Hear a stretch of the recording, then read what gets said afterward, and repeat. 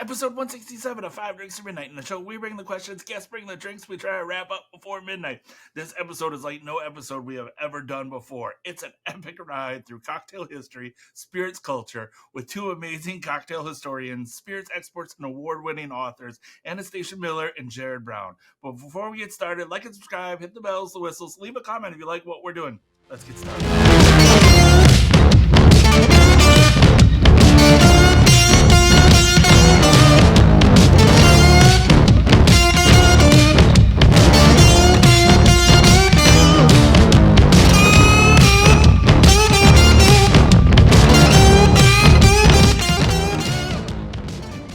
Jared, thank you so much for joining me. 5 drinks or midnight, 5 drinks, 5 questions, midnight, whatever comes first.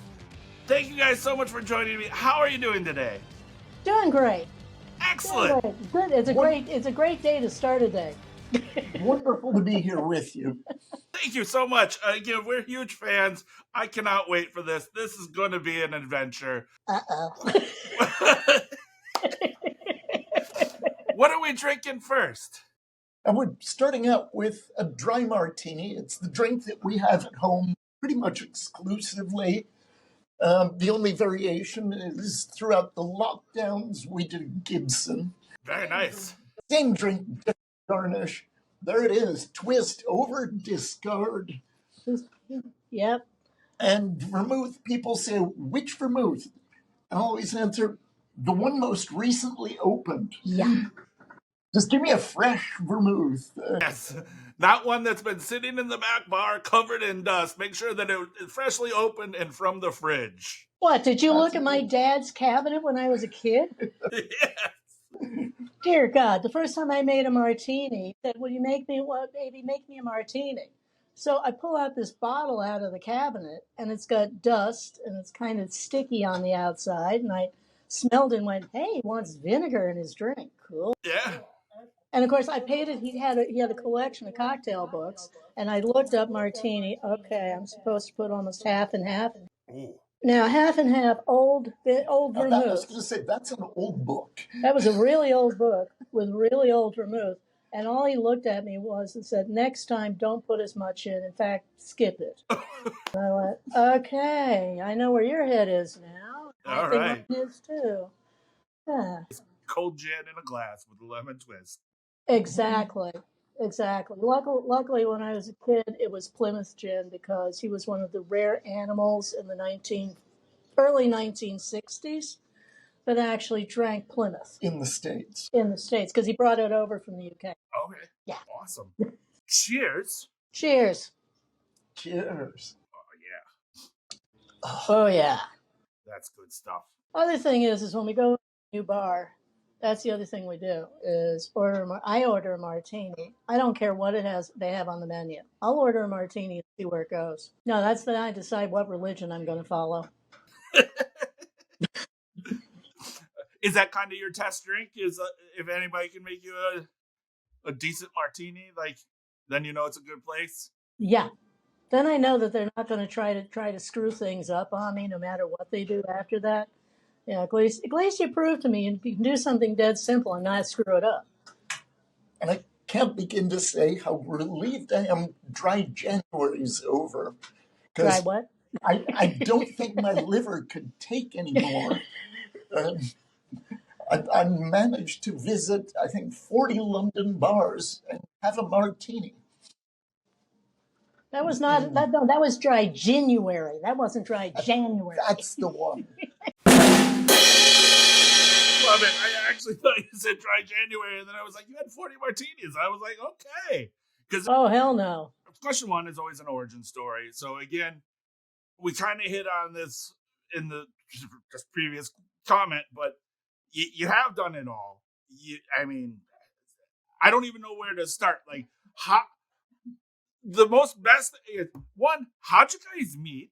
And 2, that how did you develop this partnership into, I guess, spirits, writing, hospitality? You're the it for, I guess, the community. So how'd you meet, and where did this all kind of come together?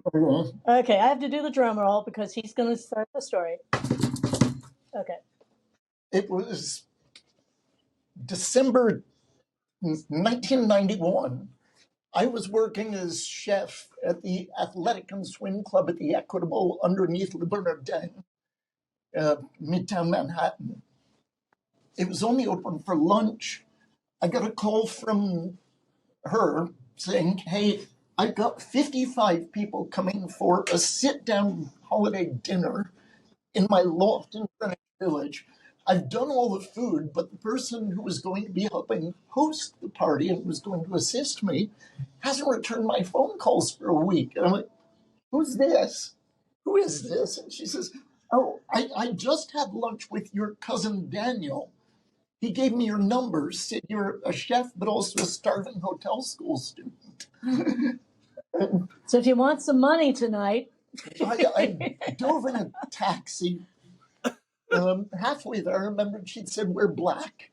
Had the taxi stop at a clothing store, changed out of my whites as they are after a lunch shift, got to her door. She stares at the cast on my arm and says, you can't open a bottle of wine. I said, I just cooked lunch for 100 people. She dragged me in by my good arm. The party went really well. The next evening, I showed up with a photo album, Chinese takeaway, and said, I think we should probably get married. He's a very decisive person, you see. Yeah. And she replied, well, let's see how it goes. So we got married 5 weeks later. Now, we would have done it right then, but you got to do these properly. You got to do it properly. Yeah. We went for drinks with my girlfriend. And my ex. And they both gave their blessings. So. All right. And I had to be in San Francisco for an appointment. I said, why don't you meet me in Chicago? I called up my mother. My mother lived in Chicago at the time. And I said, so can you do me a favor and can you find me a minister for next weekend? And she went, okay. And I went, well, find me a minister and a spot for Sunday, and I'll take you to brunch. And, ask Grandpa if he's game for this if I give him a couple of vodkas. And, yeah, okay. And she goes, oh, what are you doing? I said, oh, I'm getting married. And she said, is it somebody I know? I went, no, you'll meet him on the weekend. Okay. Great. I loved meeting your dad. Though I'm Anastatia's fourth in a long line of husbands, though she's gotten slow these last 30 years. Hey, the first one died. Excuse me. It wasn't my fault. Okay. Second one's still talking to us. What's the problem? I like the second one. He's a good friend. Yeah. But it's always awkward when I talk about Anastatia's second husband, because then I have to explain, no, I'm her fourth. It's not that she has two. It's fine. Her dad, rather conservative, dragged us to the members club at the Drake Hotel in Chicago. Cape Cod room. There I was with hair down to my waist, wheat-colored linen suit, collarless shirt, and clogs. Think Brad Pitt in Interview with a Vampire. Yep, yeah. Got it? And I could see him gesture the waiter over to me. So the waiter comes to me first and says, would you like a drink? Well, now I'm in my element. And I said, Hotshot, I would love a Manhattan Jim Beam. Forgive me for asking, I haven't been here before. Is your vermouth fresh? And he says, I'll have them open a fresh bottle for you. I said, thanks much. Then I want it about 3 to 2. I want a lot of vermouth. It's early. Dashes, not drops of Angostura. And you know what? Skip the cherry. Just give me an orange twist.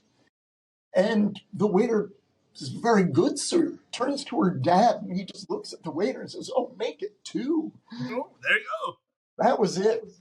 Won him over with the drink order. That's awesome. Yeah, he won him over as a bro after that. It was like, all right, no problem. He couldn't do any wrong after that. And I was like, there you go. Yeah, that went good. That definitely went I'm good. sure it wouldn't have gone as well if I'd looked at the waiter and said, oh, could I have a Prosecco? Yeah. You know where the window is. Forget the door. Let's go for the window. A glass of rosé with plenty of ice. So you can imagine, my dad was 6'4.5", built rather sturdily. And as he said, he is not kidding, incredibly conservative. Nobody else ever passed muster with him, ever. So, this is the first time he just went, I like him. That's what he's talking about. And I'm like, because he knows how to drink a Manhattan, and he's saying it's okay now. Okay, fine. Okay, now I know where your head is. Okay. It's a secret handshake in this world. It is a secret handshake. I admit it. I agree. I think that, you're meeting somebody for the first time, you better have a good drink order on hand. Like, it's the truth. Yeah, like it really is. Really is, especially with him. Because again, pain in the ass. I always, ask when you ask somebody what are you drinking, and they're like, "Oh, what are you having?" And I'm like, "No, that's not the question. That's not the question. I asked you what you were drinking, and to know a person's drink it's a big thing." So well, it also shows you what kind of a drinker it is, because somebody who goes, "Oh, I'll have whatever you're having," is so non-committal. Yeah. They have no clue. They've never educated their palates on how to drink, so they don't have a clue. Even if you walk into a tiki bar, why would you ask for a glass of Prosecco? Exactly. But I've seen people do it. Oh, yeah. Or a beer. And it's like, what the hell are you doing? Yep. I loved, years ago, it was Lisbon Bar Show, and Red Frog Speakeasy asked me to do a guest shift. So I'm behind the bar, and one of the regulars at the show and the bar walks in, looks at me, says, "What are you doing back there?" And I said, "Well, I'll give you a hint. Could I make you a drink?" He says, "What are you going to make me? A gin Mai Tai?" And because it was a very tiki rum speakeasy. Mm-hmm. And I thought about it for a minute, and he went off to say hi to friends, and I walked over and I gave him a drink. He said, "What's this? What's the drink you ordered?" And he didn't really pay attention. And then a minute later, he's back over at the bar in front of me saying, "What's going on here? This is the best Mai Tai I've had in my life. What is it?" And it's what you ordered. And he looks at me again and he said, "You ordered a gin Mai Tai." There you go. Wait a minute. What? Instead of the white rum, I used my overproof gin, the Sipsmith VJOP. And then I like to remember it as me floating Ray 17 on top. It may or may not have been, but it was good. All right. I would be surprised. A good Ray 17 to do. Classic Trader Vic's, as argued out and nailed down with Sasha Petrosky years ago. That's awesome. It's the joke of, when you talk about tiki, it's amazing how many people don't realize that in Cuba during the 1930s, the inspiration that went for tiki, there was a lot of gin. Yeah. And it's amazing how many people don't know that. But, if you start looking, the Cuba Bea is a tiki drink, but it's a gin tiki drink. Yeah, of course, then nobody's heard of a Cuba Bea. What am I talking about? Yeah. Cuba Bea is rum drink. No, it isn't. Gin drink. Mm-hmm. Yeah. Yeah. Oh my God. Go find it. Oh, sorry. Sorry. We do that every once in a while. Mumble, mumble, mumble, mumble, mumble. Maybe we should tell Charlie to make us a drink.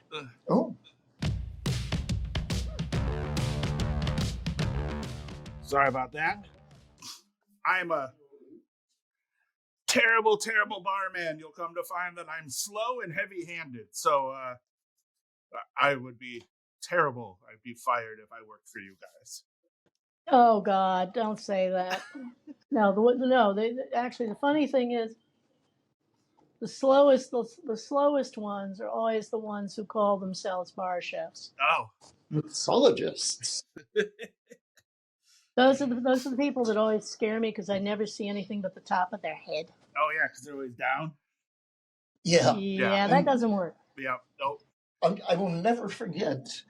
Many years ago, 14th Street and 9th, there was a dive bar. I think it was called The Fool.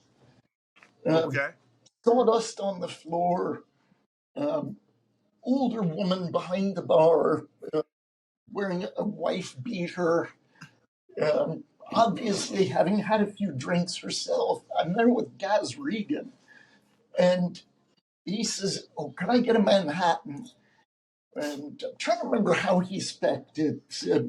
Might have been Makers. And she said, "Oh, sorry, honey, you're going to have it with this whiskey," and held up a whiskey. Said, "Okay, and vermouth." She said, "Oh, no, I don't use my vermouth in mine." And she said, "But I'm about to serve you the best Manhattan you will have in your life." Okay. And she poured straight whiskey into a tin. She stirred it with her finger, All right. which might have been the first time he saw that done. And then she wrapped her fingers over the tin and strained it into a warm glass. Oh. She slid it across to him, but she said, "Don't touch that yet." So he obediently sat with it in front of him. She came out from behind the bar. She came around. She put her arms around him. She put her lips up to his ear, and she whispered, "Okay, now pick up the glass." And he did. And as he took a sip, she gave him a little kiss on the ear. And I can remember for years him saying, "And yes, that was the best Manhattan I've had in my life." I believe that. That's awesome. I wasn't there for the occasion, but I believe it.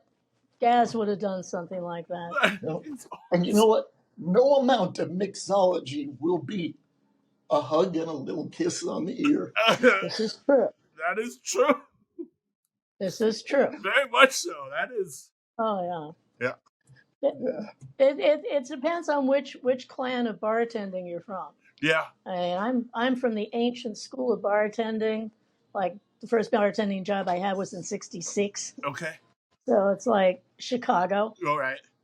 Yeah. So excuse me, what's this about taking 15 minutes to craft a drink? Yeah. Hurry the fuck up. I got to make a goddamn Manhattan. I got to make it in 3 seconds while I'm making 5 other drinks. Okay. But not to pick on those places, because nobody goes to a bar for a drink.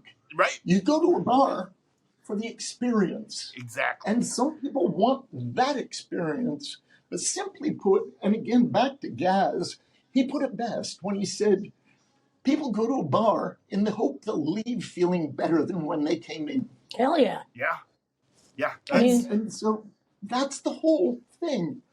And in some places, people feel better because they've had an absolutely unique, wild, impossible to replicate cocktail. But the rest of us just want to feel better. I just want to feel. I mean, it's like Just wanna- imagine working as a bartender in Ballard in Seattle, at the wharf. So you've got all these fishermen coming in from hard work. They came up to my bar I was working in, and first they would order a drink, usually beer to start. Order a steak. Of course you do after you've been playing with fish for too long. Of course. And then started ordering hard drinks, mostly Boilermakers. Okay. And an occasional person would ask for a scotch and soda. You know, nothing extravagant, but when they left, which is usually about 5 hours later, they were perfectly happy. They'd eaten dinner at the bar. Yep. You know, they finished at the bar, had a smile on their face, and even one of them got so happy he said, "Hey, I'll teach you how to play pool for free." Fine, teach me how to play pool. That is awesome. But that's bartending to me. That's bartending. No, back in those days, especially like the Midwest, like I remember, like my grandfather owned a bar, and I remember like people would come in, like third shifters would come into the bar. He would be open, and like they would cash their check at the bar. They would sit there and they'd have their drinks, and then they'd have dinner, and then like you said, like 5-6 hours later, they'd go home, and like that was it. And like my favorite memory I still have is that my dad would pick us up from church. We'd go to the bar. It'd be Sunday. we'd go to they'd watch the Packer game. My grandfather would lay down a fistful of quarters and 2 peppermint schnapps for my brother and I. And he'd be like, it's Nice. okay. It tastes like toothpaste. And we would sit there and play video games and drink schnapps all day. And again, Fantastic. you never fucking slept. Like, honestly, I think we slept so good Sundays because it was just like by the time from running around and being liquored up on schnapps, you were good to go. So, like, that was. Oh, you're perfect. yeah. I mean, Yeah. forget the school day the next day, but the hell with that. Yeah. I mean, Yeah. you would go to sleep. But yeah, Oh, I love that. That was a, but I yeah, love that. but I guess what are we drinking here? Next up, we've got a bourbon sour. Excellent. We got a bourbon sour because, what was it, about a month ago, and we had guests over. I walked into the kitchen and I thought, oh, hang on. I got all the fixings for a bourbon sour. Haven't had one of those in a long time. Awesome. And made a round for the 4 of us. And we all, on first taste, knew we were going to be having 2 of these. Because Yes. old Makers fan Yep. from back in the 90s. That was always my go-to in a bar. Was I'd just walk in, and if I didn't think I'd be able to get a great drink otherwise, I'd go Makers rocks. Maker's Mark was for the longest time, like, that was my go-to. And then it was, yeah, if I didn't trust you, Maker's if I didn't trust you to make the old fashioned, Maker's on the rocks, or just Maker's straight pour. And then, yeah. Oh, now that's a test drink that you don't usually want to do to people. It's trying to say, oh, make me an old fashioned. The minute you see the orange and the cherry floating anywhere near you, you're like, okay, that's it. Never mind. You click your heels 3 times and say, wait, I'm not in Wisconsin anymore. There's no place like Madison. Well, cheers. Cheers. Oh, yeah. That's a smooth. I use your trick in your directions on making the sour. You told me to replace some of the lemon with an orange, and that is really nice. That gives you a real fancy lemon. Yeah. But also, what, you want a fancy lemon now? Instead of 25 mils or whatever that is in ounces, you do 20 mils of lemon, 5 mils of orange. Yeah. And it's just so pretty. Yeah, it is really. Well, I like that you give me a fancy lemon, but tell me not to be posh and stick with Maker's Mark, because any other bourbon is going to ruin it. And honestly, even the more expensive Maker's Marks, they tried. But God, when you came out of the gate with that, you're just not going to beat it, in my opinion. Yes, agreed. But I think for me, the funniest was, I think it was 2004. We were living in New York City. Part of our work was we were journalists columnists for Society magazine. We were writing for Gotham magazine, Hamptons magazine, LA Confidential, a bunch of others, but Gotham. I know, us. Gotham reached out and said, hey, they want to bring you down to Makers for their 50th anniversary. Absolutely. We'd been doing distilling work commercially since 98. At this point, we were commuting to Norway and Sweden working in distilling from New York. But we showed up at Makers, and all they knew was I was writer for Society magazine from New York. So back then, it was Dave Picker was their master distiller. Gotcha. And I'd say things to him like, so a friend of mine told me starting and finishing fermentation temperatures make a difference in the final product. But that just sounds like marketing bullshit to me. Grabs me out of the group. Says the tour guide, you take care of them, drags me into their lab, sits me down, puts like 20 glasses in front of me. 90 minutes later, I've learned so much. Yep. And while I'm trying to come up with the next question that's going to set him off, And then, a few days into it, they rushed the ceremony of burning the original recipe, which they did 50 years before. And they said, you know what? It's too cold to be outside. We got a great bartender in the house on the hill. Come on, we'll head up for drinks. And I looked at this and I ran ahead.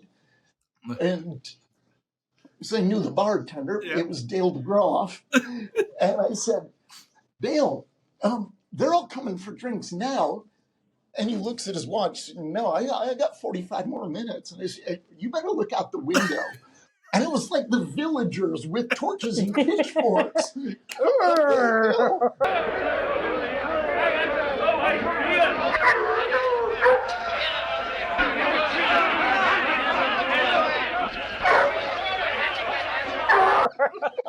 And I just took off my jacket, went to hang it in a cupboard that was full of Dr. Brown's celery soda. And I then turned to Dale and I said, anything I can do? And he hit me with an apron. Mise en place, 2 stations, whiskey peach smash. I got to do more prep. Can you cover the people walking in first? Yeah, I got one question. What's that? What's with all the Dr. Brown's celery soda? And he said, oh, that's how Bill Samuel likes to drink his. So I grabbed a 6 of that, found a punch bowl, filled it with crushed ice, rammed the 6 in there, shoved it under the bar. Bill Samuels leads the villagers in and looks at me for a minute and says, excuse me, what are you doing back there? And I told him, I'll give you a hint, sir. May I make you a drink? And he says, whiskey peach smash. And as I hand it to him, I said, by the way, Mr. Samuel, I know you're having this because you want your guests to, but I've got your regular under the bar. Just give me a high sign from anywhere in the room. I'll set you up. And he looks at me from, who the hell are you? And I said, well, I have a confession to make, sir. I'm also a bartender. And he says, you sneaky son of a bitch. And that was the last time I got to wind Dave Pickerel up. Because he knew who you were. He saw you coming a mile away. But later, days later, Dave and I are sitting in this bar in Louisville, and behind the bar it says, try our mojitos. And Dave says to the young bartender, can I get 2 mint juleps? And the bartender said, oh, I'm sorry, I don't know how to make that one. And Dave says, then can I introduce you to a different mojito? What's that? The Kentucky mojito. And talks the bartender through making us a couple of juleps. And then weeks later, I get a face palm photo of Pickerel in the bar. And they get a new sign up that says, try our Kentucky mojitos. Troublemaker. Trouble. Did you notice? Troublemaker. I sense a theme of you just love going behind the bar and being like, what can I make you? Absolutely. Or even worse, going into a distillery, and of course, they figure out pretty quickly that we might have some idea what to do. And my favorite was going to the Nika distillery, where the person who was the marketing person who was told to host us at the distillery after we'd spent a really kind of sloshy night in the Nika bar in Tokyo. Okay. So we go up to Sendai, and they put us into the hotel, and they drag us to the distillery and give us the usual yada, yada, yada distillery tour. And all of a sudden, we start asking questions. All of a sudden, we've got her flying behind going, what the hell were they just talking about? To the point where usually they take you into the tasting room and you taste whatever they've done. Yep. No. The master blender takes us into a private room with 20 different samplings of just the straight stuff out of the cask and goes, go ahead, make something. Nice. So we did. It was great. And we actually made a couple. It was like the third one was the best one of all, of course. It was a thrill, but because the other 2 weren't bad either. And he tasted each one. He was like, you've done this before. Yeah. Oh, no, the first was a piss take because we'd just been in Cognac. I And made a cognac so style I'm whiskey. tasting through them. Like, oh, hang on. Handed her over to her. And I said, And what I'd is just it? been a And cognac. she says, yeah, you just made cognac. Yeah. And I just finished being not with the bartenders in cognac, but with 100 sommeliers to come up with that stupid flavor wheel. Yeah. And so I'd actually so spent stupid. I spent like that I spent wheel. 3 days tasting and smelling 120 cognacs and staying at the Thomas Hine House. And it was like I had cognac brain. Okay. So it's like, okay, I knew cognac. You can make it with anything. Yep. And I'd say, yeah, that's cognac at this point. And he did a great job. All right, awesome. The master blender looks up, cognac, whiskey this. Whiskey this. And then passed it over him. Oh, cognac this. You scared the poor man. You did. You scared the poor man. From our social stalking that we've done, which is all my questions came from just friends of yours and weird. So I just asked weird questions. I was supposed to ask you about the time that you ordered 100 mojitos. Was it 100 or 2? I forget. No, it was 100 each time. Was it Each time? Yeah, it was the first round was 100, and then the second round was 100. I don't know. I've still got a photo Group 1, somewhere. Group 2. No, it was Group 1, Group 2. It was 100 mojitos. No. This was a different night. El Template. It was It was actually 200. Yeah. Okay. It was 200. El Template. Worst thing I've said to a bartender in my entire life was, could I have 200 more mojitos, please? More mojitos. Yeah. So we'd already had a round of 200. That's not enough. You need another 200. See, the problem was... Luckily, my Spanish isn't good enough to understand what the bartender said at that moment. Yeah, but that's not the only bartender he did it to, because at the time, for 10 years, we headed up the program for the Havana Club Cocktail Grand Prix. Okay.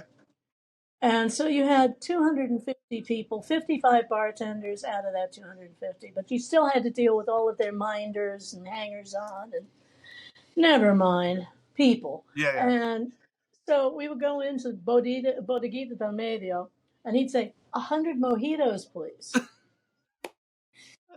And luckily, the old guy was like a really, he was mellow. Not the ones downstairs who are used to processing tourists, but the ones who actually dealt with the locals. He kind of calmly went, okay.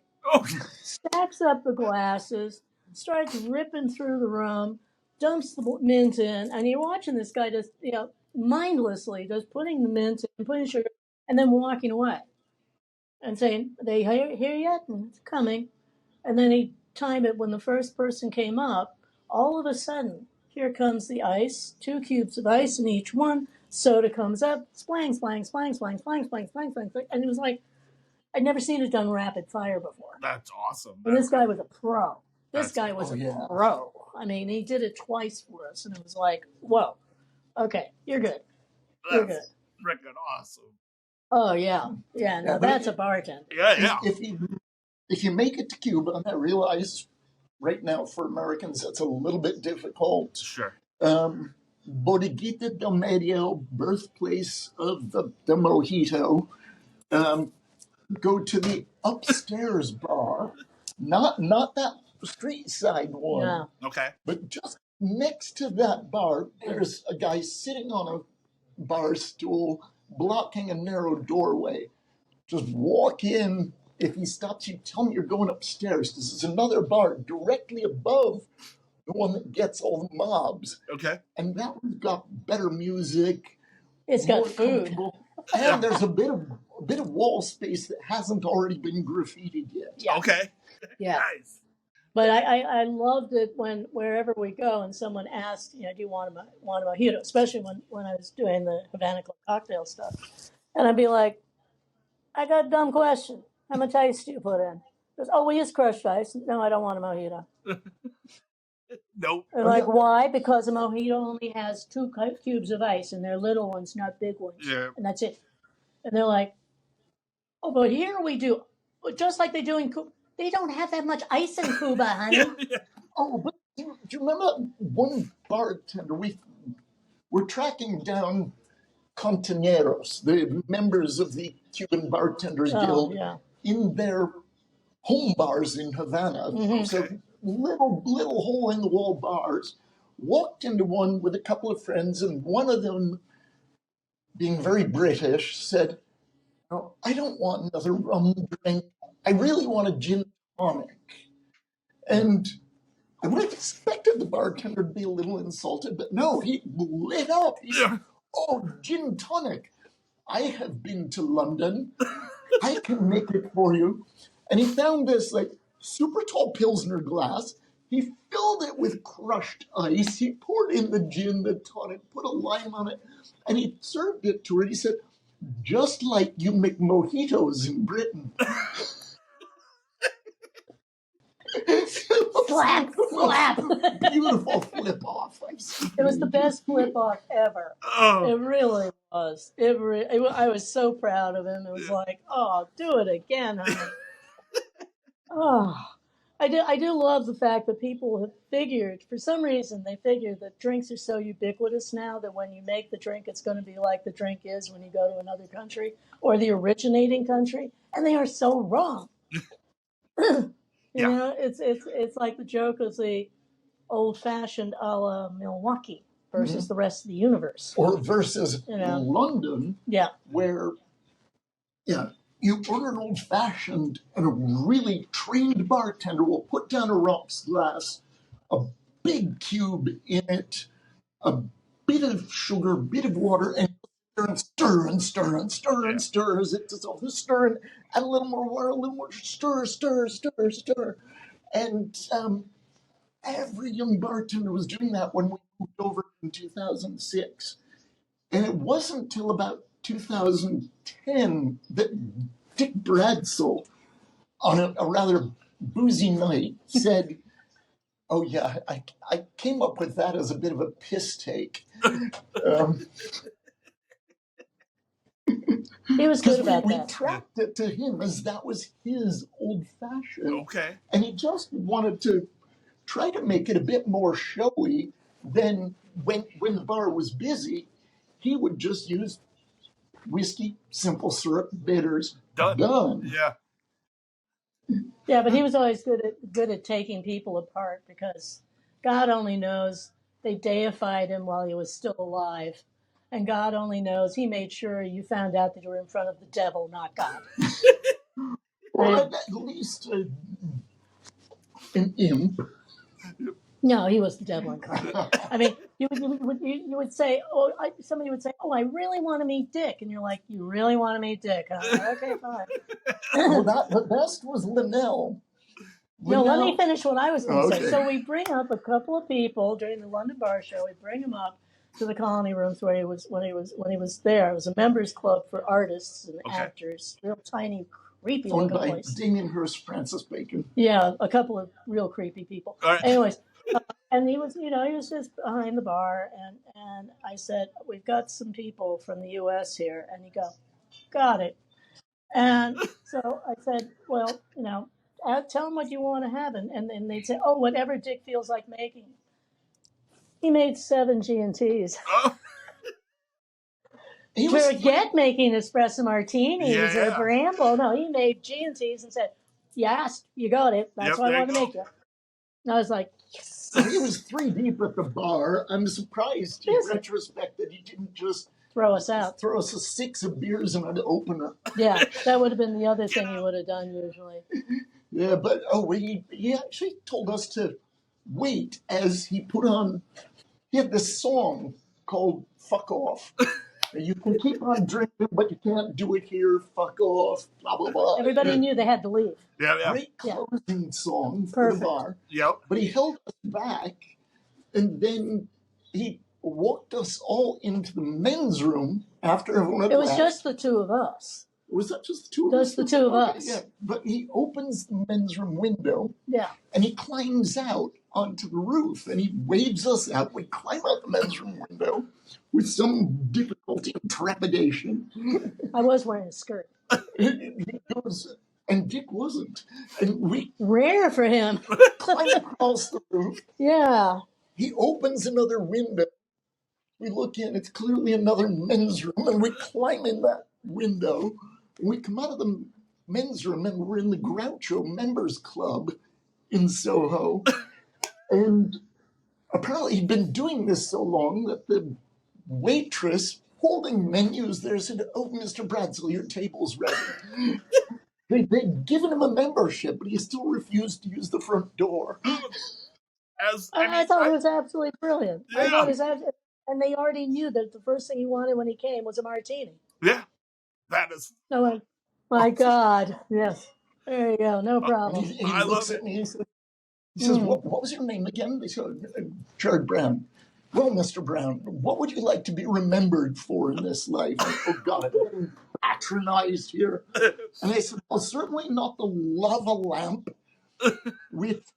and he looks at me for a moment. He goes, "Oh, page 79 of your martini book, worst drink I've ever seen." And I said, "Yeah, worst drink I ever wrote down. And you remember that, but not my name." Not my name.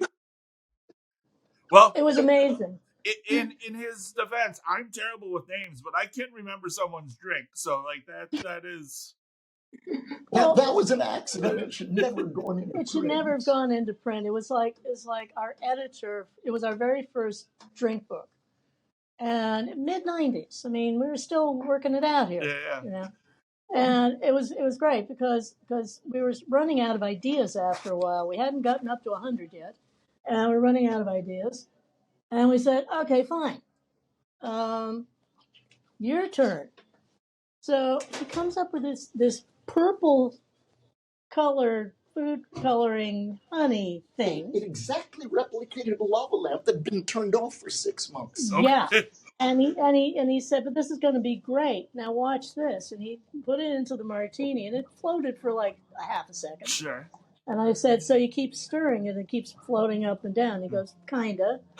And I went, "Okay, that's really not cutting it, but okay." So he's going to sit there and toy with it all night. I want to know what they're on because I want some. Yeah. And I was like, "Okay, fine."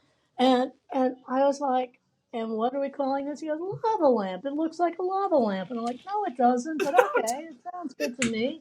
I'll go along with that." I mean, what was worse is when we reached out to Sasha Petrovsky to contribute to our revised expanded edition. Yeah.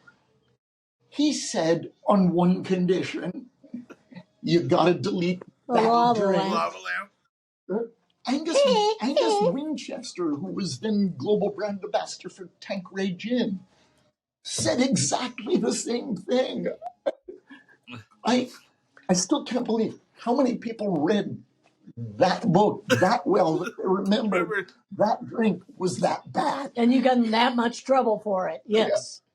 You deserved it. But that was before I came up with a rule that I think everyone should follow, especially those who Dave Wondrich was blind writing about in that recent wonderful article about...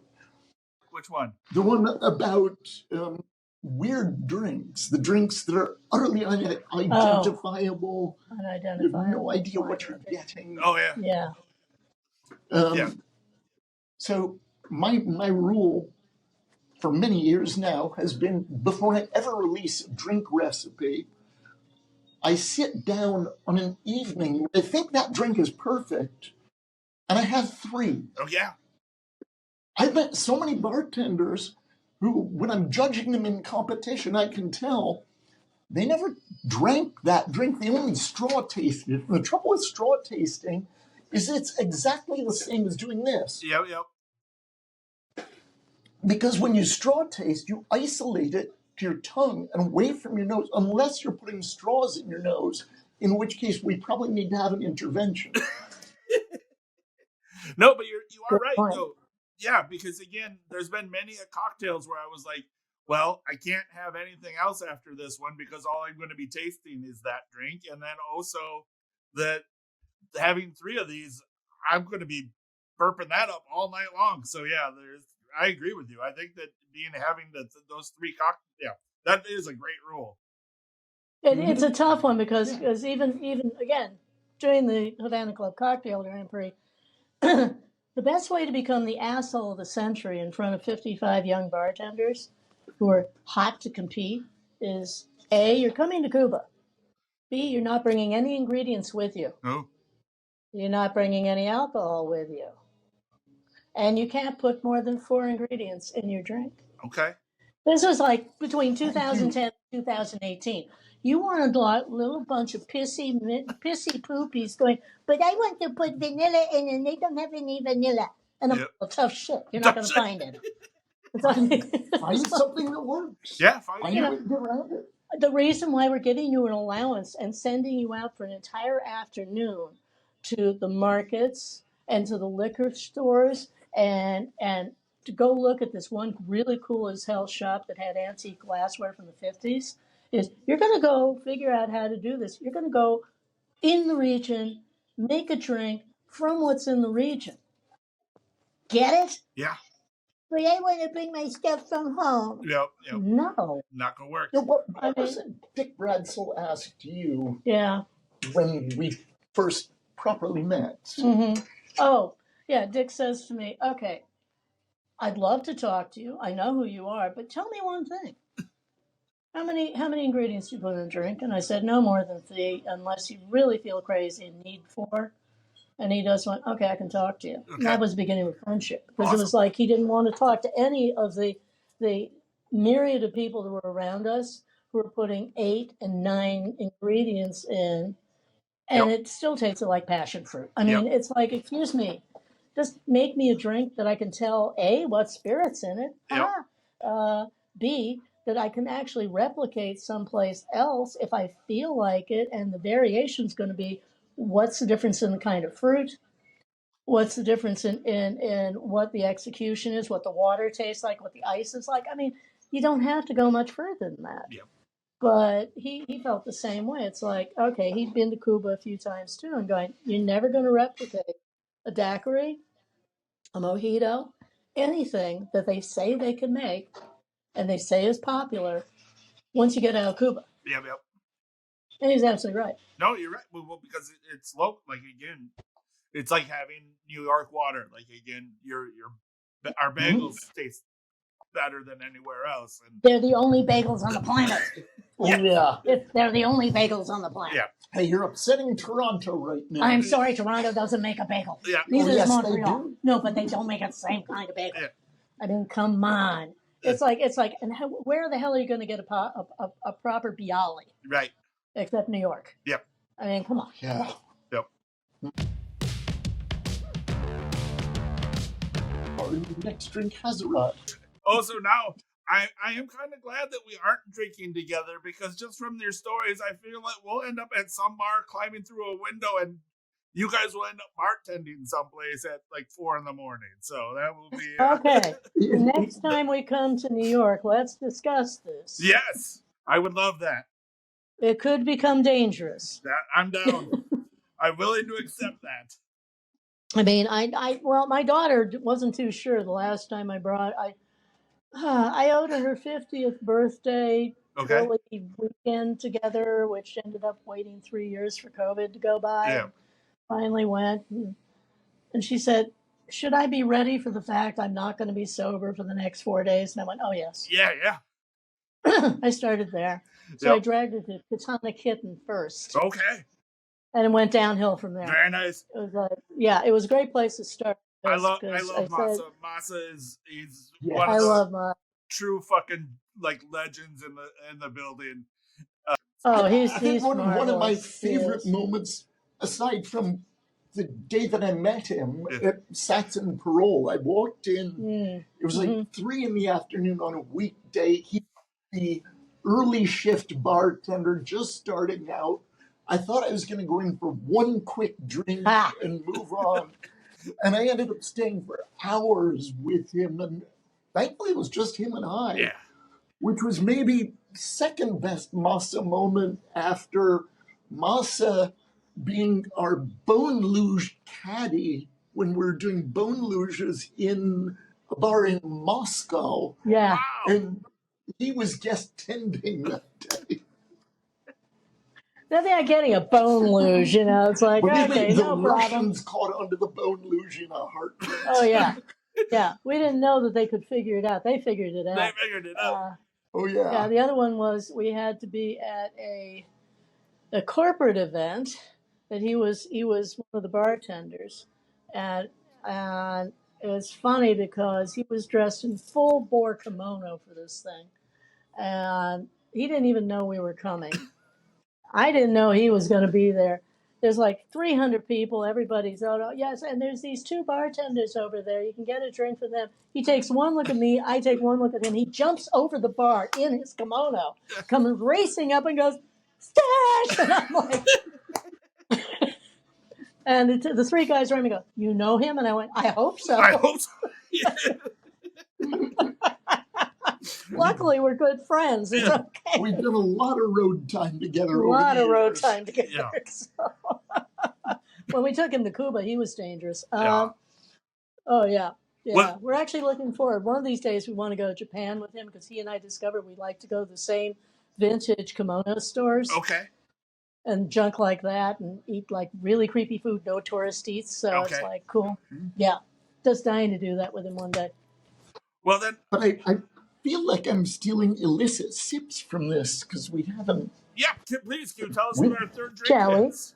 It is a daiquiri, but Okay. the appropriate daiquiri naturel All right. from Floridita. Okay. There's actually five daiquiris that were made by Ribalagua, and this is the one that we like. The slushy one's okay, but it's not as much fun as this one is. Yep. This is the one that we like because it's Harold and May. I think it's Harold and May, number 4. Mhm. Yeah, and it's like exactly what you would expect a martini in Manhattan to do, but it does it for rum. Okay. Awesome. Well, cheers. It's respectable. Cheers. Oh, yeah. Yeah. Yeah.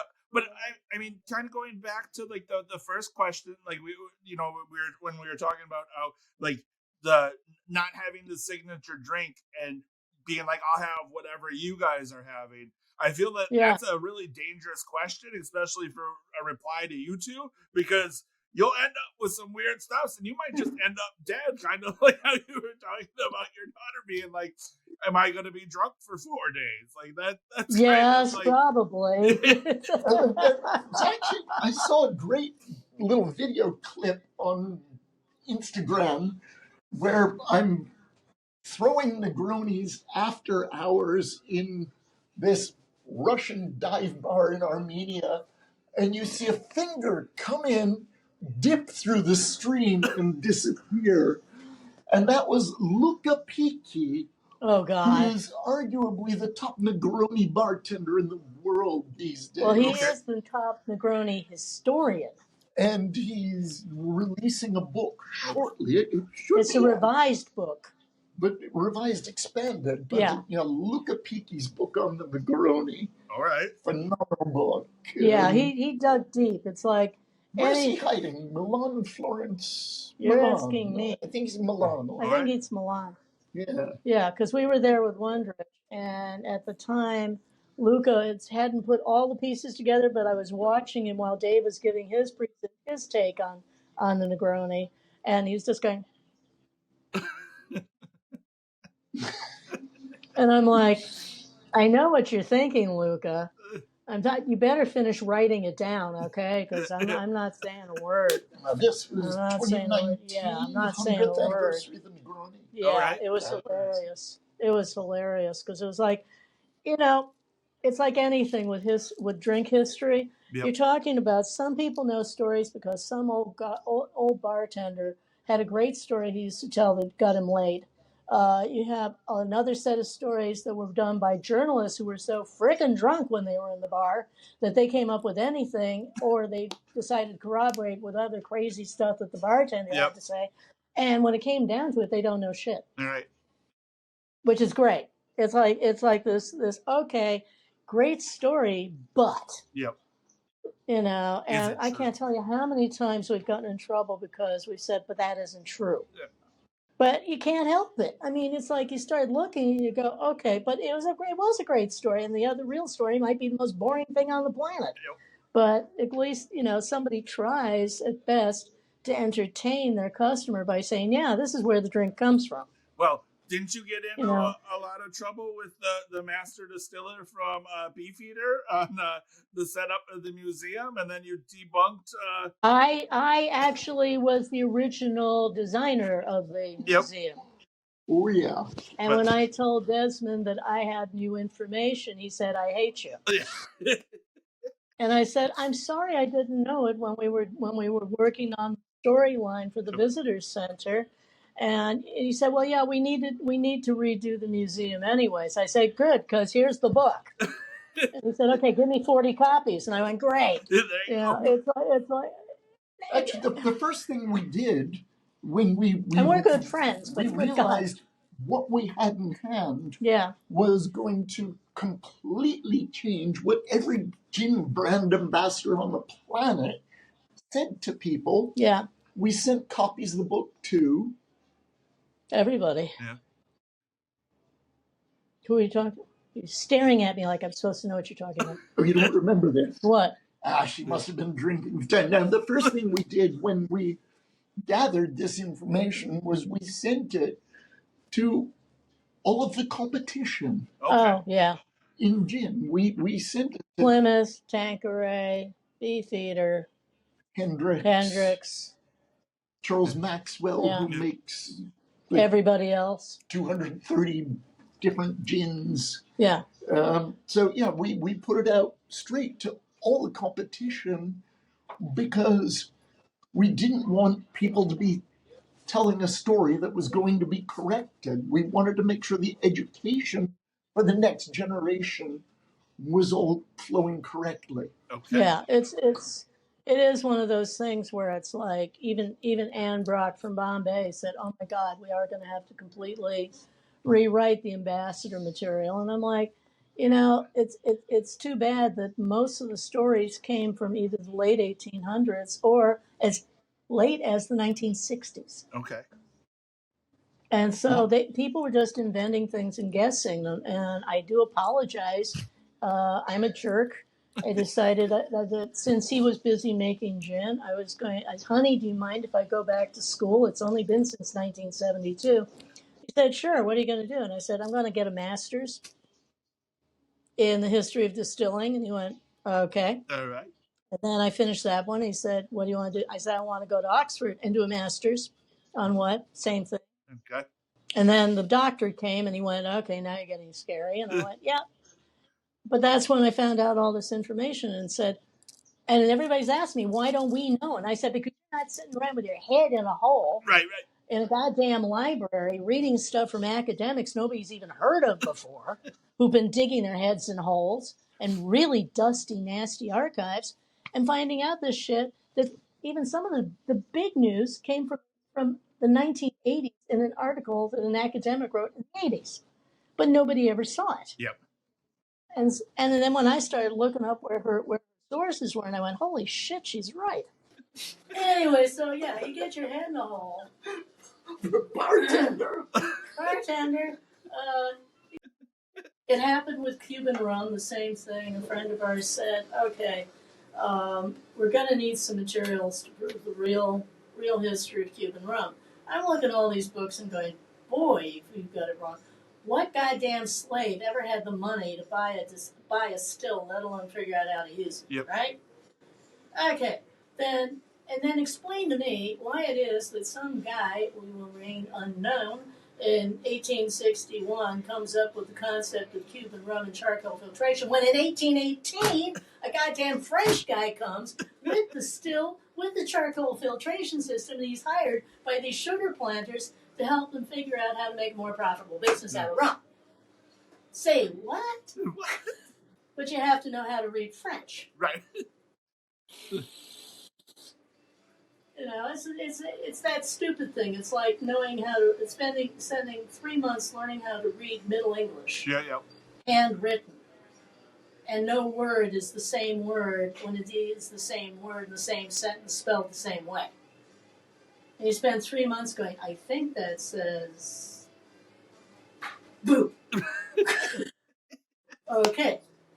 And then you realize you're really crazy and you need another drink. Yeah. And then you go back and you start reading more of this stuff and you go, okay, there's a lot of people who are not going to wish we hadn't done it. Okay. But we're going to do it anyways. So that's what we do. All right.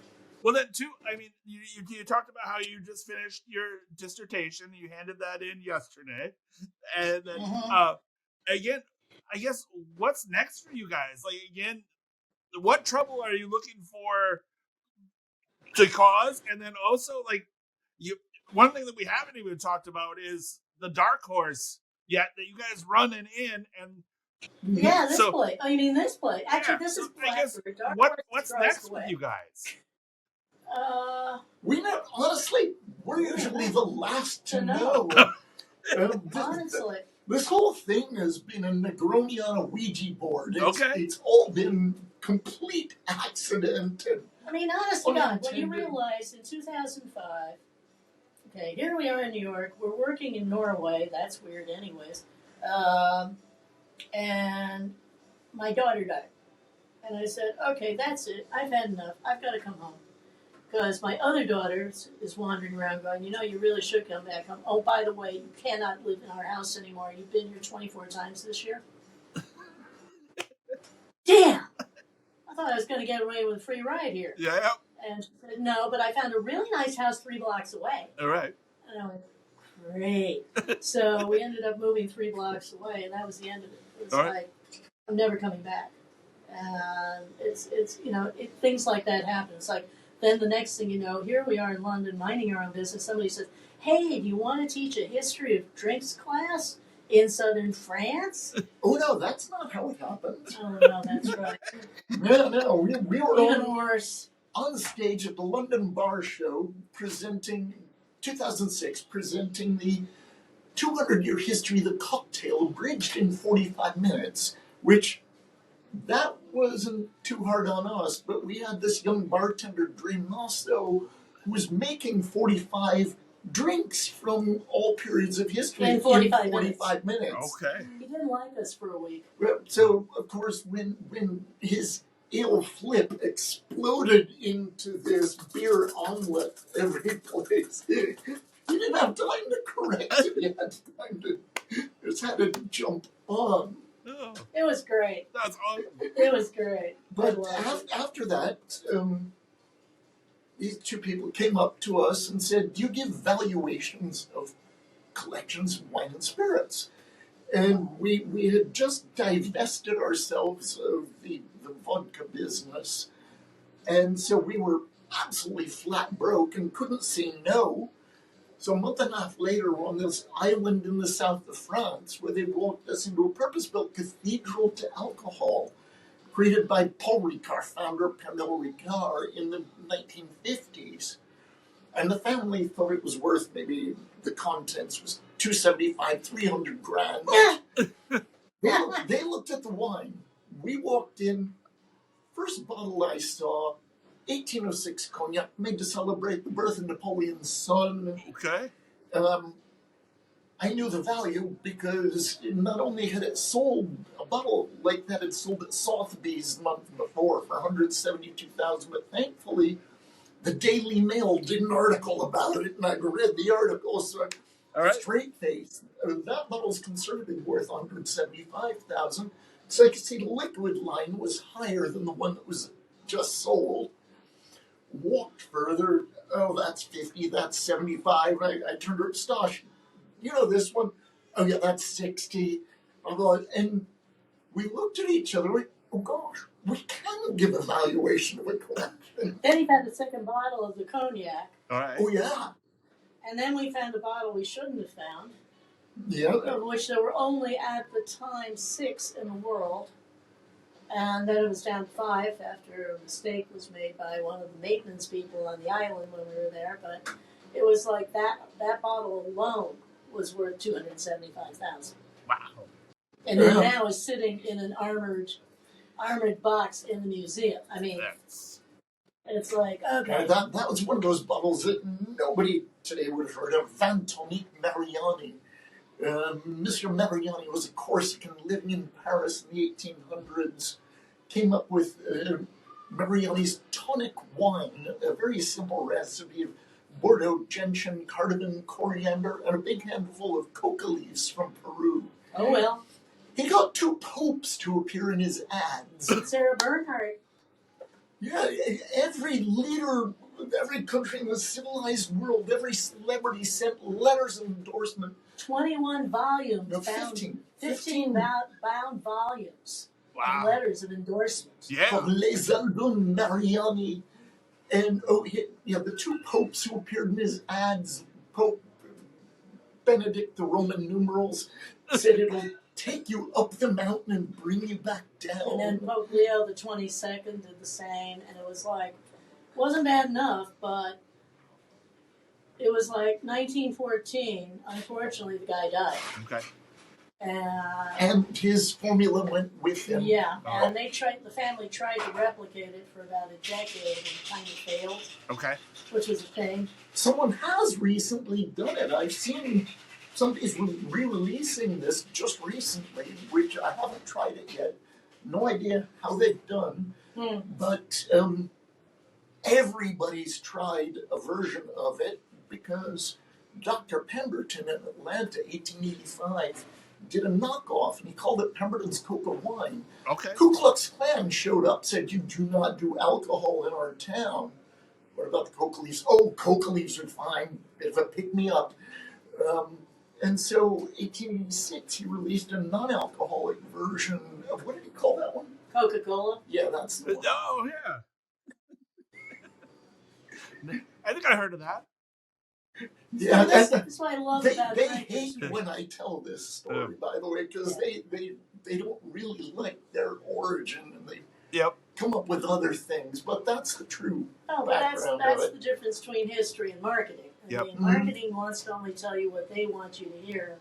History, unlike archaeology, there's a big difference there. I was actually started out wanting to be an archaeologist. The only problem was I didn't know how to make religious significance out of dots and dashes on a clay pot. Okay. I'm just not that person. Yeah, right. Okay.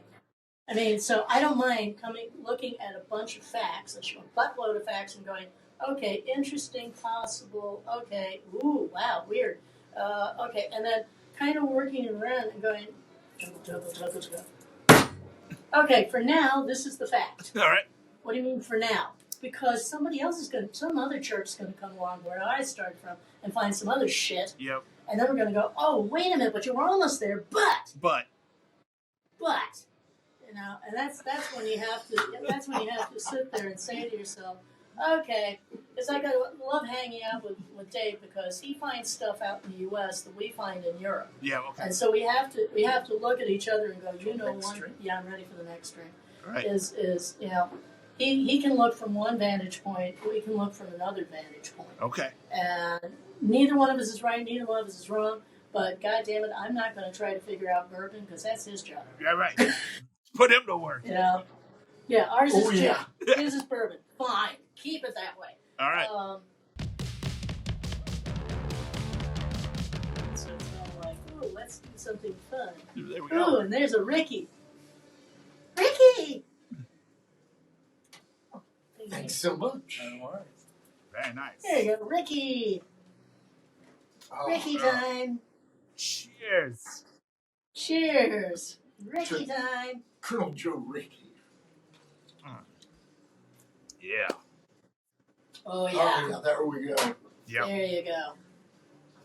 For years, I lived in terror of ordering a Ricky if there was a good bartender there. Okay. Because they would know the recipe called for the juice of half a lime. What they wouldn't know is that back in the 1890s in Washington, D.C., they had key limes or Mexican limes, not Persian limes. And so juice of half of one of those versus that. That's a lot of... Yeah, give me those hearts. Yeah, I was going to say... just strip the enamel off your teeth. So an even better bartender would then compensate by chucking in a bunch of simple syrup. And that missed the whole point of the Ricky. The Ricky is this absolute no sugar drink. It's just gin, soda, water.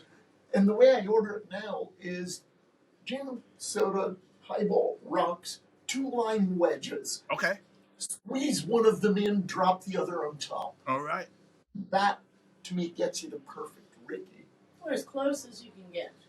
I just love without that. getting little key limes. I miss the little key limes. And I love that DC still honors the memory of the birth of this with a big annual Gin Ricky competition. That's awesome. I think that's wonderful, especially wonderful because the reason they call it a Gin Ricky, like the reason you call it a Brandy Alexander, is because that wasn't the original spirit. Okay. The original spirit in the Ricky was whiskey. Really? The Alexander was gin. Okay. Yeah. So you call it a Gin Ricky to differentiate it from the Ricky. Okay. But I have yet to find anyone who remembers the whiskey Ricky. You walk into a bar, you say Ricky, you're getting gin these days. I never knew that a Ricky was a whiskey drink. That was the original. Okay. It's not surprising in one respect. I mean, it's like most people also don't know the original Alexander was a gin drink. Alexander. Yeah. Yeah. So you talked a little bit about your daughter can't come stay with you because she's been there 24 times in the past year. I've been told that you are known for your parties. And you have had some amazing house guests. Like, for example, Sasha would just show up out of the blue and stay with you for quite some time. So, how do I get invited to these parties? Hey, show up like he did. Right. I mean, that was my favorite. He had shown up because we were having our 20th anniversary. And we thought, well, best way to celebrate 20th anniversary was to do a renewal of vows. So we rented a bus, got Audrey and Sasha, and everybody said they would come, and people were staying in town, and some people were staying with us. In the snow, went to Oxford, did the whole thing, came back, had a really nice party at the pub, which scared the locals. Our friends were terrified of the locals because the locals are all like giant ex-Marine type creatures with farmers' hands, and other ones wearing +4s and just finished hunting. And it's like, and they're all sitting there going, "Yeah, we're just a bunch of drunks." And I'm like, "That's cool." So, and Sasha was one of the people staying with us.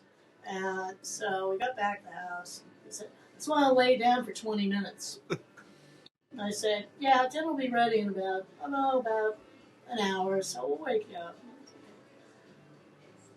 He never got up. I went up, looked, he is out. Cold. He is Cold. 20 hours later. We're in the room. He's asleep. It was also Anastatia's office, so she's working at the desk. He's on the bed off the side. He just sits bolt upright. And it's with just enough time to get him to the train. And he said, "I overslept." No, really? But I love those visits where he'd leave a third of his wardrobe. Oh yeah, he in the closet. Kept a whole wardrobe in the guest room. Get a message from him saying, "Hey, can you pick me up at the train station?"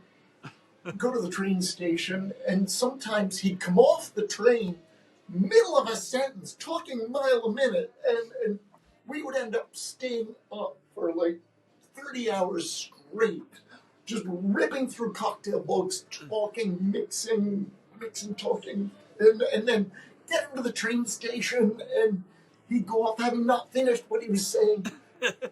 Another time I'd go pick him up. He comes off the train, he just walks right by. He knows my car. He goes, gets in the car. I get in the car.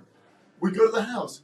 He goes up to the guest room, which also housed our cocktail books. It was like You just lay in the bed and you're surrounded by cocktail books. 1,000 drink books in that room, and we would just leave food in the fridge, and in the morning we'd look and it was gone. Santa Claus had eaten. That's good. And then, it's like, we know it's time for his return train, and sure enough, he's come down with his bag and he's ready to go. And literally not a word spoken. Yeah. I mean, but we were always other people having were kind of more space. Normal, like we had a housewarming party, and normal. I remember Dick Bratzel and Sophie Deckebeck upside down doing headstands and trying to crunch pistachios. And you cannot crunch pistachios on a headstand. All right. The acoustics within your skull of biting a pistachio shell while you're doing a handstand. Bad idea. Really bad idea. Yeah, we've had some unusual parties. Yeah. It was the first time Dick Bratzel came over, and Henry Besson said, by the way, Jordan, he's normally in drag. So as I'm opening the door to all these people I'm just meeting, we just moved to London. Oh, God. I'm sort of looking at them, and okay, that one's Dick Bratzel. Now, it turned out to be Theodore Sutcliffe.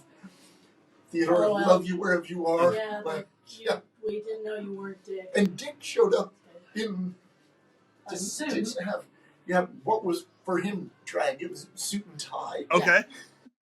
But everyone wanted to make a drink for him. Oh, the poor Gaz Regan was the first. All right.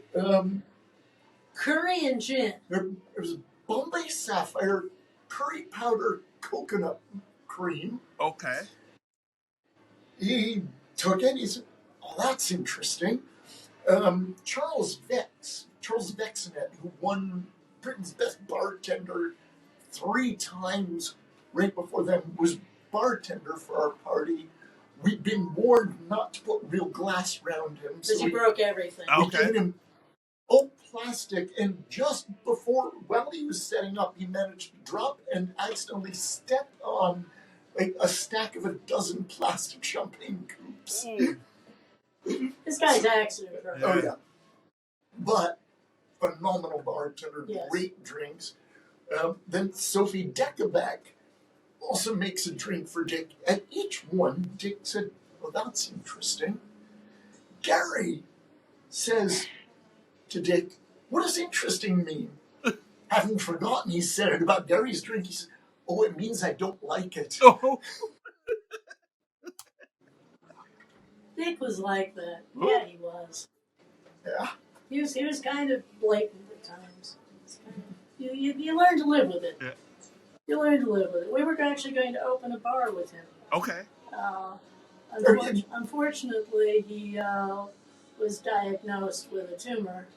And the funny irony was we flew off to the Athens Bar Show, and I met my partner for the Dark Horse in the airport. He said, "I'm quitting working for William S. Grant, and I want to open a bar, and you want to do it with me?" And I went, "Sure, because I almost got you fired from Sasha because you didn't know how to make Ramus gin fish." Sure. Yeah. The lead in the Dark Horse is Louis-Xavier Louis-Smith. Louis, who was brand ambassador for Hendrix and Sailor Jerry. Yeah.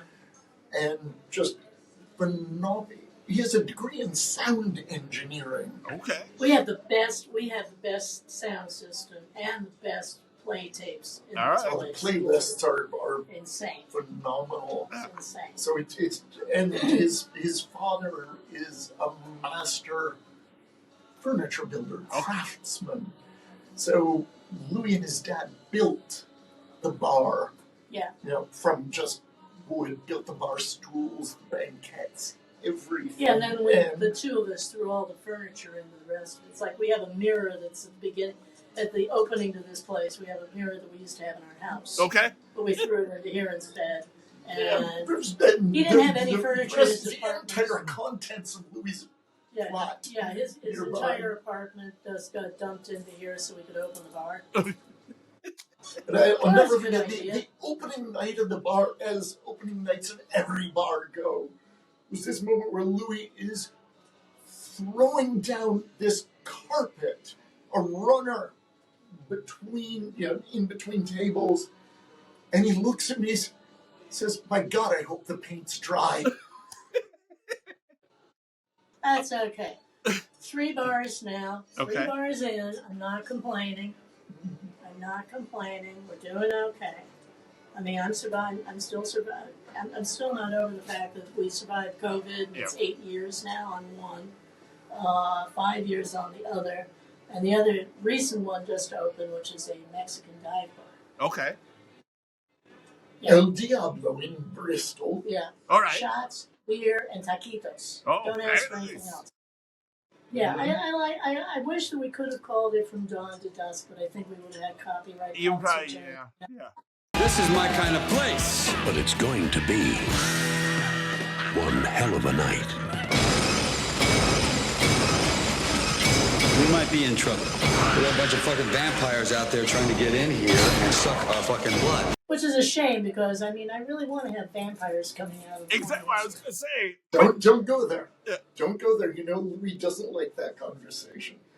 Nothing to do with vampires now. No, he has a traditional problem with vampires. Okay. Poor Louis. We were in this old music hall in East London that he was hiring for a Hendrix event years ago, and we're standing on the stage, and I very innocently said, "This looks like that theater from Interview with a Vampire."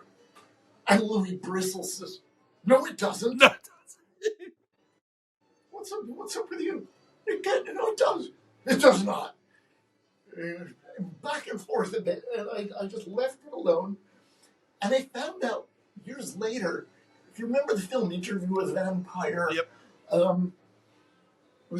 Antonio Banderas says to Brad Pitt, "Ooh, you've got to taste it." And this little boy with black curls, and Brad Pitt really awkwardly bites the little boy's hand. The actor was Louis Xavier Smith. Oh. All right. So that he was actually in Interview with a Vampire. Don't tell anyone. Don't tell him. He thought I was just doing a piss take about this. No. So I had no idea. That's amazing. It's a rough life. It's a rough life when you can bug eye like that. Yeah. We've tripped over that sort of thing endlessly. Yeah. It's okay. I mean, when I once mistook Julia Child for Dan Aykroyd in drag. That was We that do was have that was problems. another question that I had, is that I was supposed to ask you about your run-ins with Julia Childs. Oh, God. Done some research. Yeah, You obviously have done some research. when I was a desk clerk at the Essex House on Central Park South between 6th and 7th, it was the official hotel of Saturday Night Live in the 80s. And I was used to Dan Aykroyd coming in costume to get by the crowds. Okay. Because we're in the end credits of Saturday Night Live, and there would be people there. So he'd show up as an electrician, a plumber, a security guard.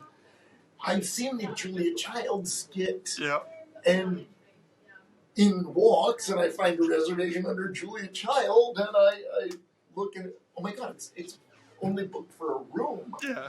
And I moved that to his favorite suite. A few minutes later, back in front of me, saying words I never heard from Dan Aykroyd, "I'm sure I was only booked for a room." Oh my God, it is Julia. And all I could think to say was, "Would you accept the upgrade as a tribute from a huge fan?" She looked at me and I said, "I'm actually cooking through your book right now." She said, "Oh, are you? Well, how's it going?" Successes, failures. And luckily I could rattle off 7 successes, 3 I was struggling with. I didn't know she was soft interrogating me.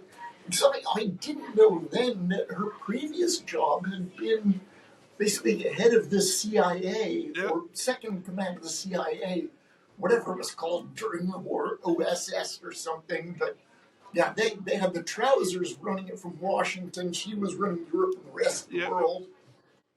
Later discovered one of her first really commonly used and most enduring recipes was for naval grade shark repellent to protect underwater munitions.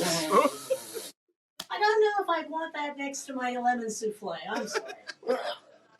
Unless I was in shark-infested water, in which case, believe me, I'd want that before the souffle. Well, unfortunately, now there it makes sense. But I found this out. It was actually used on the Apollo capsules in the splashdowns. Oh, all right. So truly enduring and effective recipe. So she was versatile in the kitchen. All right. Yeah, but we also ran into her when we actually did an astrology book, but not the kind of astrology book you would normally think of. It was 680 pages, the complete astrological handbook to the 21st century. You keep going. I can't do this. Complete astrological handbook to the 21st century. Understand, combining the wisdom of Chinese, Tibetan, Vedic, Arabian, Judaic, and Western astrology. A title I use as a drunk test. If I can say the whole title, I'm allowed to have another drink. There you go. What basically did was explained how you went from Chinese community-style understanding of astrology, getting through health in India, and then you got to Arabia with sell. Is today a Arabian part that's going to let me have a new mistress? Okay. And then you finally end up with Western, which is totally so. How to do all 6 charts, 680 non-stop pages of total blah, blah, blah. And so the publishers said, okay, the book fair, the street fair for books that used to happen on Fifth Avenue, they said, okay, we're going to have you come in. You're gonna come in and do a stint. And our next door neighbors were Julia and Jacques Pepin. Okay. Wow. It's not going to be the most popular book at the book fair. Be next to the most popular. Right. You know. And luckily at that time, Anastasia smoked, Julia smoked, so we're ducking out the back. There you go. And that's when I discovered Julia had a really good sense of humor, because when I introduced the two of them, Stosh blurted out, "Oh, you know he mistook you for Dan Aykroyd." And she loved it. Yep. And, oh, yeah. Question 5, drink 5, last drink of the night. What are we drinking? We're drinking the Singapore Sling. Excellent. It is one of the top drinks on everyone's bucket list. To make the long bar at Raffles Hotel, Singapore. To have that thing from the 1970s. Have that thing, the Singapore Sling. And, she just said it, from the 1970s. I still don't get it, why people don't get it. Hello, were you not born in the 1970s? Weren't you alive in the 1970s? Don't you realize that's a disco drink? I was born in the 70s, a Singapore so Sling.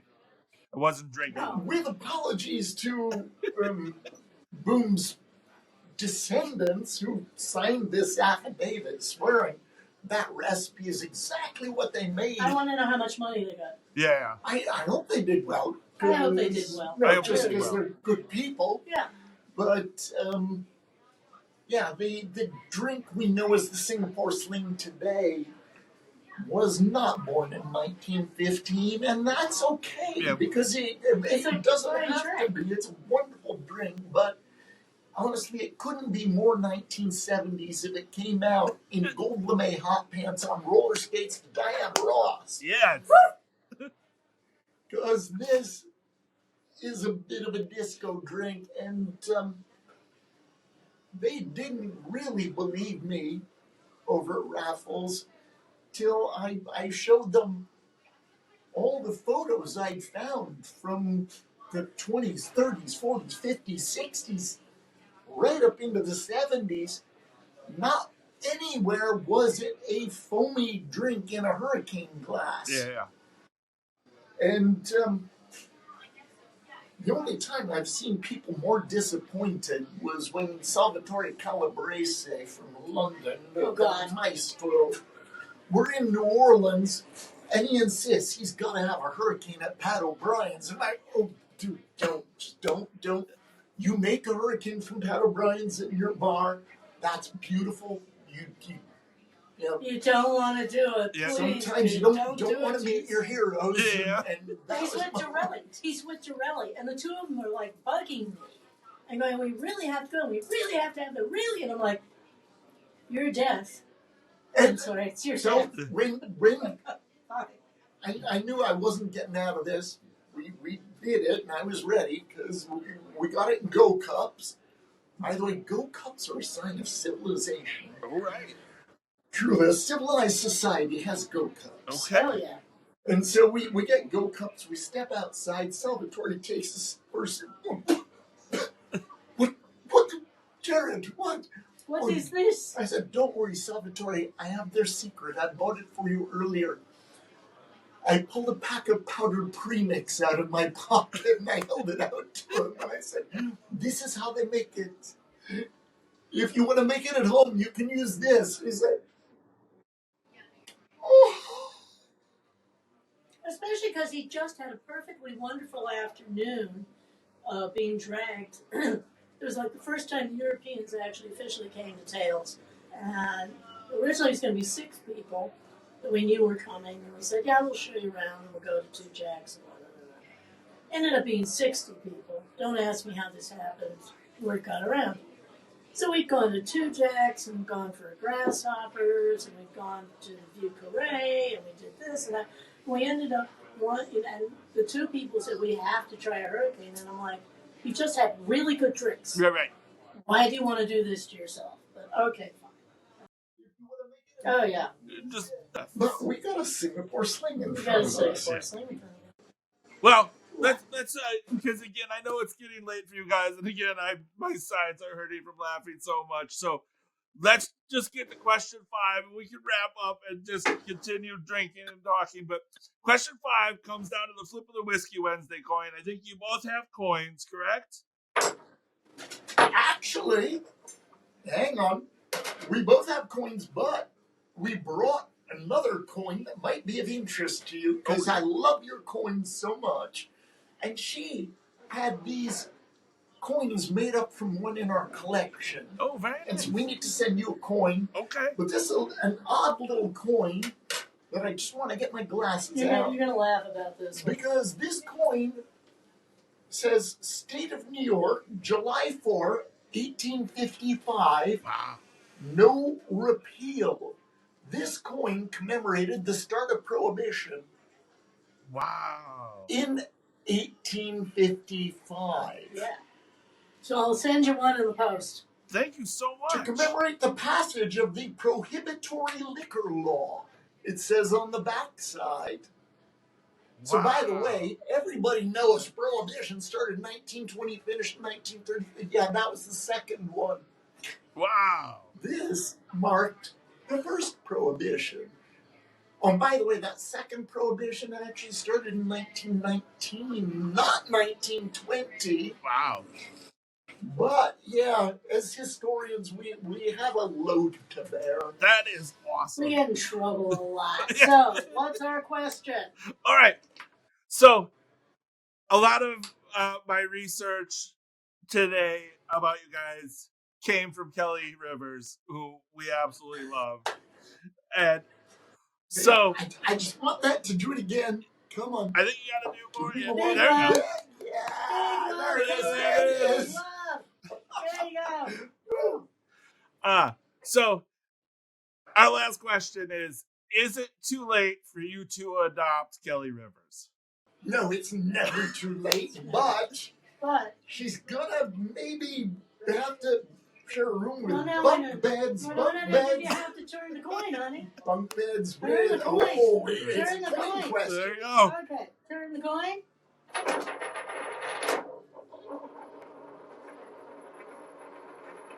That's a good spin. And... Okay, yours is... Fuck no. It's unanimous. Oh, Well, you got busted coins because she's just going to come live with you anyway. So no, that's great. The question was, is it too late? Is it too late? It's never too late. Then yes. No, it's never too late. It's never too late. But it's going to be a room with bunk beds with Ryan Silver. Oh, dear God. Please. No, last story of the night. One day, we were minding our own business, invited Audrey Saunders, Robert Hess to come for a visit to see Robert Plant at a very tiny concert, believe it or not, in Bristol. And they said, yeah, definitely coming. Because we spent almost the whole half of the year seeing Robert Plant in tiny concerts instead of Glastonbury. And so they just arrived. Everything's cool. I get a phone call. Hi, can I come for a visit? It's Nick Strangewood, who's another one of those crazy people from the London bartending. I'm like, okay, sure. I thought he was coming just to say hi to Audrey. I didn't think anything else of it. He stayed for 18 months. I hear the Odd Couple theme coming on. There you go. Which it felt like it. It was like, I think the day that I finally said, do I really need this person in my house, was the day that he decided to not just trim the ramps in our garden, which I would have been fine about, make ramp kimchi. Wild garlic ramps. Yeah. And I love ramps. I love fried ramps. Yep. I love ramps. It's fun. But when you make them into kimchi, ew. I know, because he actually decided to use the root as well. Okay. So he ripped up all the roots.